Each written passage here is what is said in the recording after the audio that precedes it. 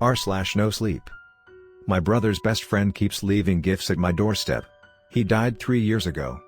When my brother, Ethan, passed away 3 years ago, he left behind more than just a void in our family.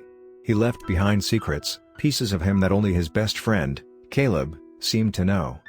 Ethan and Caleb were inseparable growing up. Caleb was like a second son to my parents, always around for dinner, family trips, and holidays. But while Ethan was outgoing and charming, Caleb was quiet, almost brooding. He had this way of watching people, like he was cataloging their every move. When Ethan died in a car accident, Caleb was devastated. At least, that's what he told us. He gave the eulogy at the funeral, a heartfelt speech about their adventures and the bond they shared. He cried harder than anyone, even my parents. I believed his grief was genuine. For a while. The first gift appeared 6 months after Ethan's death. It was a small wooden box, left on our porch, with my name scrawled on the lid. Inside was a photo of Ethan and me as kids, taken at a lake we used to visit every summer. It wasn't just any photo, it was one I'd never seen before. On the back, written in Ethan's unmistakable handwriting, were the words, "For when you need to smile." I showed it to my parents, assuming they'd left it for me. But they hadn't. When I asked Caleb, he just smiled and said, "Ethan always wanted you to remember the good times." The gifts kept coming.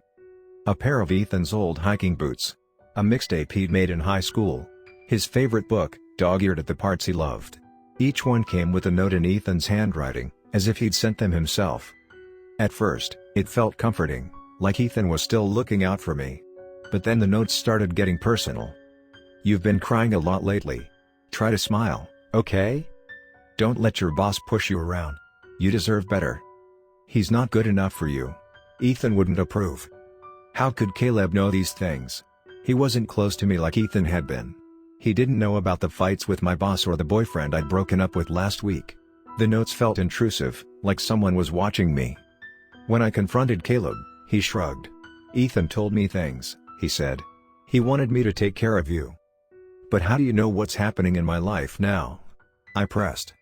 He smiled, his eyes glinting with something I couldn't place. "Ethan always knew." The breaking point came last Christmas. I found a gift under the tree labeled, "From Ethan." Inside was a locket with a tiny photo of us as kids. But it wasn't the locket that scared me. It was the note. "He's still with me, you know. Watching. Waiting." I showed the note to my parents, expecting them to finally take this seriously. But they dismissed it, calling it a cruel prank. That night, I heard footsteps in the hallway. At first, I thought it was my mom, but the footsteps were heavier, slower. They stopped outside my bedroom door. I held my breath, waiting. The knob turned, but the door didn't open. The footsteps retreated, disappearing into the silence. The next morning, I found another note on my nightstand. "Why do you lock your door? Don't you trust me?" I was done. I called the police. They questioned Caleb, but he denied everything. He even looked hurt, claiming he'd been out of town for weeks. Without proof, they couldn't do anything. The gifts stopped for a while. I thought it was over. Until last week. I came home to find my apartment door unlocked. Inside, everything looked normal, except for a single photo on the coffee table. It was a picture of Ethan and Caleb at the lake, smiling like they didn't have a care in the world. But in the background, blurred but unmistakable, was me. Standing at the water's edge. Crying. The photo was impossible. It had been taken years before Ethan died, but I hadn't been crying that day. I would have remembered. Wouldn't I? Then I saw the note taped to the back. "He's not gone. He never left." That night, I didn't sleep. I kept the lights on, clutching my phone, waiting for morning.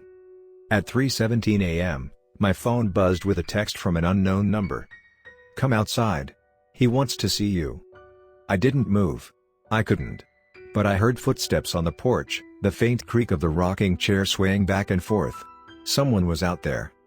When the sun finally rose, I found one last gift on the porch, Ethan's favorite hoodie, folded neatly, with a note tucked inside. "You can't hide forever. He's already inside."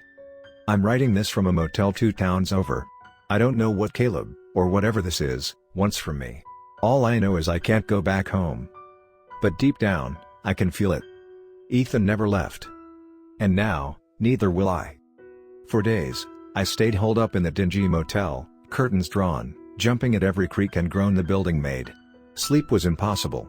Every time I closed my eyes, I saw Ethan's face, not the laughing, carefree Ethan I grew up with, but a pale, hollow version of him. His eyes were dark, bottomless pits, staring at me as if he was silently begging for something. Or warning me. On the third night, I woke up to the sound of my phone vibrating on the bedside table. The screen glowed in the darkness with another message from the same unknown number. "You can't run forever. Come back." My hands trembled as I set the phone down, resisting the urge to throw it across the room. A few minutes later, it buzzed again.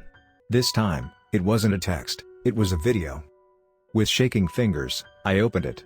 The video was grainy, like it had been taken on an old phone, but the setting was unmistakable. It was my parents' house. The camera panned slowly across the living room, stopping on the family photo hanging above the fireplace. My chest tightened when I saw it. In the photo, there was Ethan, Caleb, my parents, and me. Except the smiling version of me in the picture was gone. In my place, there was a shadowy figure, a smudge of darkness, shapeless and wrong. The camera lingered on it before the video cut off. Then, the final text. "We're waiting." I couldn't stay there anymore. Grabbing my things, I bolted for my car and drove aimlessly for hours, the cold night air biting through my thin jacket. The entire time, I felt like I was being watched, like something was just behind me, lurking in the darkness, waiting for me to let my guard down. Eventually, I found myself parked outside the cemetery where Ethan was buried. I didn't plan to go there, but some unseen pull, had guided me there. The iron gates loomed in the moonlight, their twisted patterns casting airy shadows on the frost-covered ground. I didn't want to go in, but my legs moved on their own. Each step felt heavier than the last, like the air itself was pressing down on me, urging me to turn back. But I couldn't. Ethan's grave was near the edge of the cemetery, beneath a crooked oak tree that looked like it had been dead for years. The ground around the grave was disturbed, the earth loose and uneven, as if someone, or something, had been digging. My breath hitched when I saw the small wooden box sitting on the headstone. It was identical to the first gift Caleb had left on my porch. With trembling hands, I opened it. Inside was a single, crumpled photo. It was the same photo of Ethan and Caleb at the lake. But this time, there was something different. In the background, behind the crying version of me, was a figure. It was tall, cloaked in shadow, its head tilted at an unnatural angle. Its face, or what should have been its face, was a swirling void, impossible to look at for more than a second without feeling sick.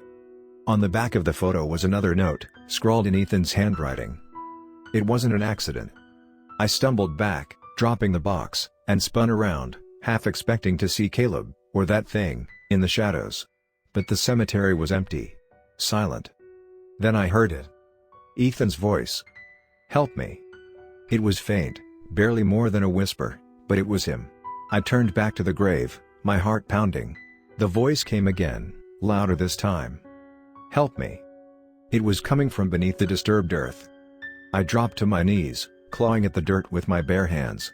The soil was cold and damp, clinging to my fingers as I dug deeper and deeper. My lungs burned, my nails cracked, but I couldn't stop.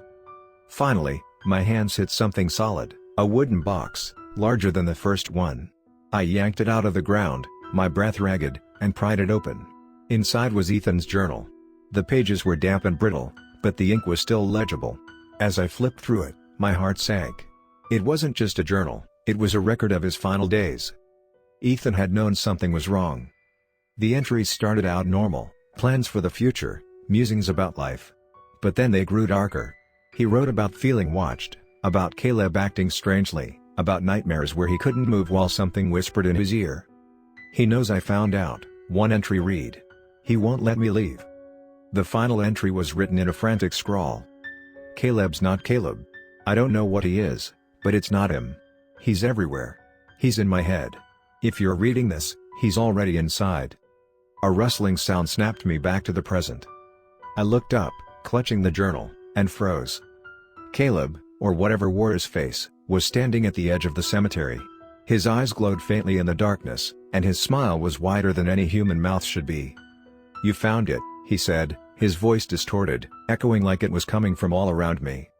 "Stay away from me," I screamed, scrambling to my feet.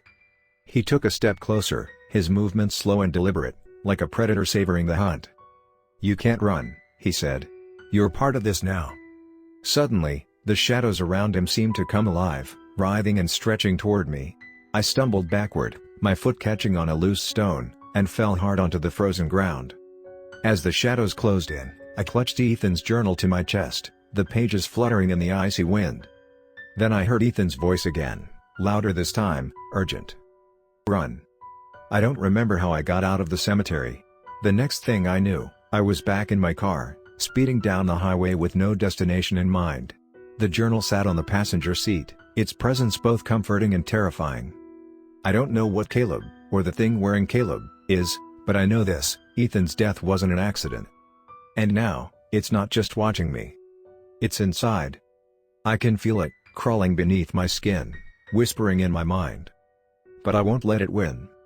Ethan didn't leave me these clues just to let it take me too. I'll find out what happened to him. I'll finish what he started. Even if it kills me,